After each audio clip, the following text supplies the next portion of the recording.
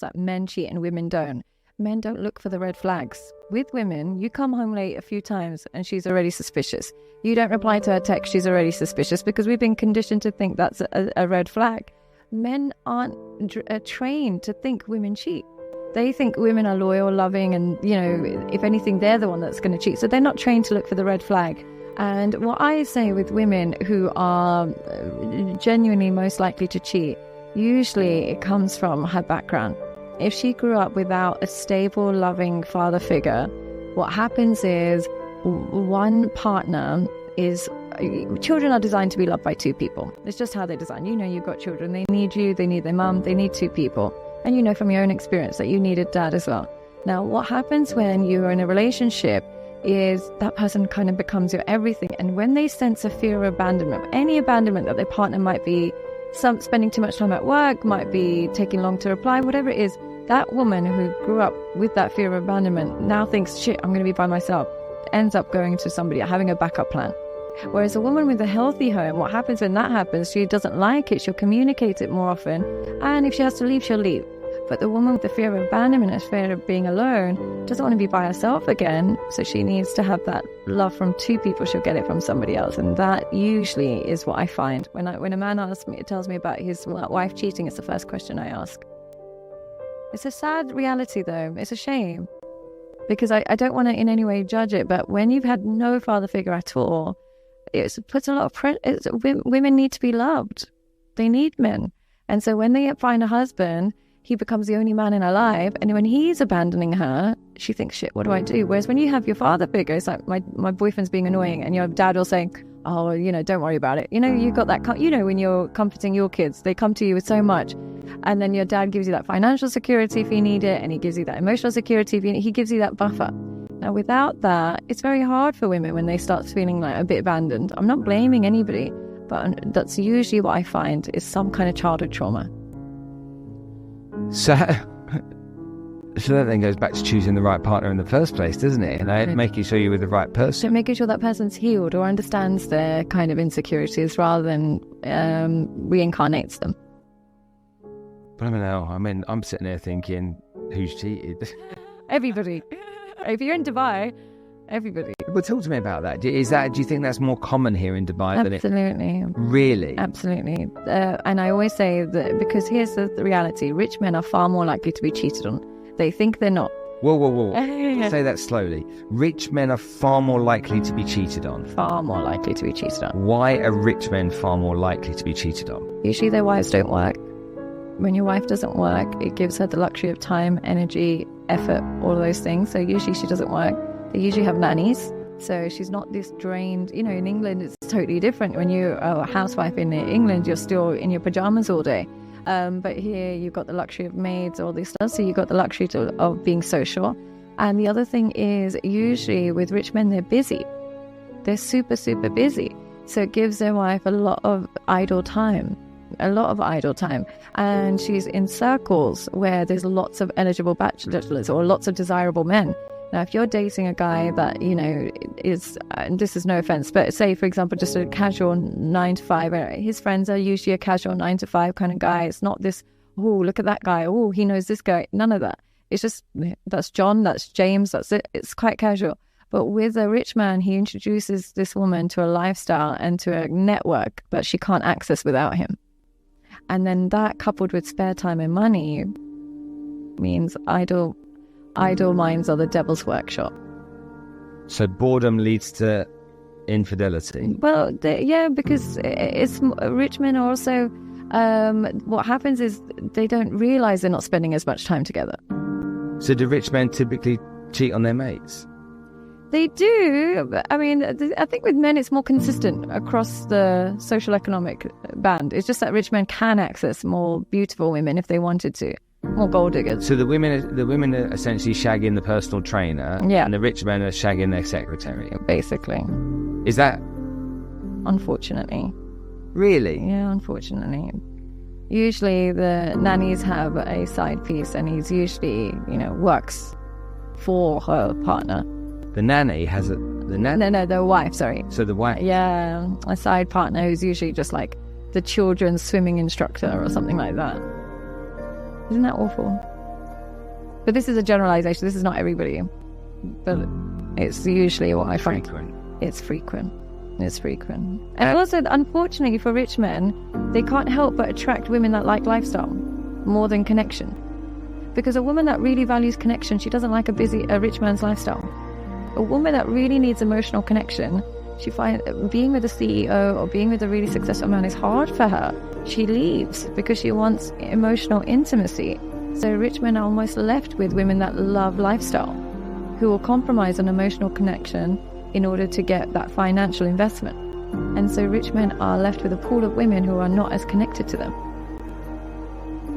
So more likely to cheat. If you're single here in Dubai, you're, I don't know, late 40s, you're attractive, you're independent. Man or woman? A woman. A woman, yeah. What kind of man would go for you, considering that age? Oh, yeah, that's an interesting question. I would say, I think men do come full circle. What happens is when they're young, they'll choose a compatible partner, like around the same age, same kind of social economic status, whatever. Then they might get money. Then they realize how annoying being married is. So they, usually get divorced. Then they just want to party and they want that 23-year-old Swedish model and they want to enjoy their life. But then they realize how vacuous that is when their back starts hurting and she could care less. And he's sick and she's nowhere to be found. And so then what happens is they almost get re-traumatized and then recalibrate back to normal. And then they start seeking more emotional intimacy. And then they want a woman that's around the same age, who's not using them and will be there when, they have a doctor's appointment. Because doctor's appointments get more frequent when a man gets older. So the guy who's 50 years old dates the 35-year-old or the 30-year-old because he's young and hot, etc. Yeah.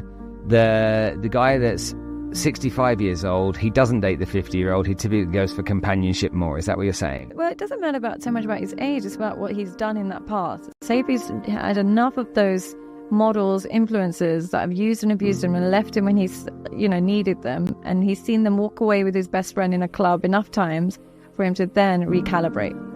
Because that's what they will do. Yeah, those 23-year-old influencers that you think are going to be loyal to you, they're on their table for free food and they will leave with the bouncer's number. Talk to me about narcissistic women. Oh, there's so many of them. Yeah. Well, first of all, what is a narcissistic woman? I would say narcissistic women. I would say there's more of a case of narcissistic mothers than there is just of women. And I think the process of becoming a mother, and I think this is something that's not spoken about enough, is the process of becoming a mother creates narcissistic women because it's so draining on the body. The things that they go through to have this baby, that when they finally birth it, they almost expect a loyal minion out of that child. And they use that child as a weapon. And so what happens is people who might be slightly selfish and entitled, when they become a mother, they become a narcissist because they see that child as an extension of them. It's their identity. And you see it a lot, even with the rise of abortions. The fact that women see babies as a body part, and they'll say things like, my body, my choice, completely disregarding human life because they see it as a body part. So imagine that mentality going into mothering, that you're seeing a child like an organ. Like, okay, if I want it, I keep it. If I don't want it, I don't keep it. Not seeing it as a separate human being that has a life and rights. I'm not saying there's anything wrong or right about abortion, but look at that mentality we're breeding in women, that it's your body, it's your choice. So what's a child then? It's just a body part? So then when they become... Whoa, I'm not having that. Yeah, well, that's the mentality we're creating. I don't agree with that. Why? Well, because you're suggesting if somebody has sex with a man and they're pregnant within a short period of time, that they should birth that child. I'm suggesting that it's not a body part. So you can lose that child, you can keep that child, but it should be a mutual decision between husband and wife or between the two parties because it's two people's baby. Just because it's brewed in your body doesn't make it yours. We are biologically programmed like this. I didn't volunteer to have a uterus. I didn't say, please let me spend 9 months having this baby. We are programmed. So therefore, if I have a baby with somebody, it's not just my choice to kill it or keep it. It's a baby. It's not a body part. Yeah, but you're saying that it takes two people. Women talk to them about and use them as organs. So saying my body, my choice. What is that implying about a baby? That implies that she has the right to decide to keep it or not. But then that implies that the baby is what, a child or a body part? An embryo, yeah. Well, it's a child, and a child is two people's.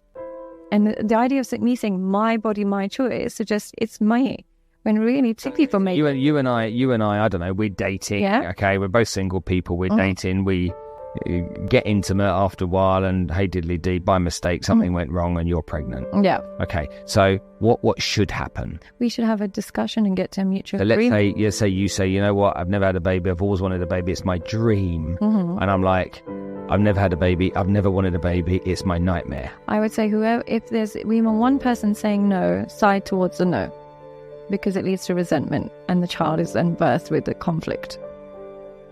But I do think it should be two people's choice. It shouldn't be my body, my choice. That slogan is disgraceful and disturbing. Well, it's my body, my choice, your money. Yeah. But it is, though, isn't it? Because if a woman gets pregnant and she decides that she wants to have the baby, the man, regardless, so if it is has to pay for it. Regardless, I have to pay for it for the next 18 years. You go to jail if you don't. And so many women have had put the wrong man's name on the birth certificate. And even sent men to jail for not paying it when he wasn't the father. Okay, but that's a separate issue. Yeah, but for a minute. Yeah. So basically, my body, my choice, your money. Disgraceful.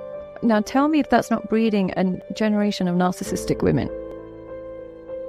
We're creating them. Society is conditioning women to become as narcissistic as possible through the use of social media, through the use of abortion laws, through the slogans like women impact. Everything is creating narcissism in women these days, but nothing more visceral than the abortion debate.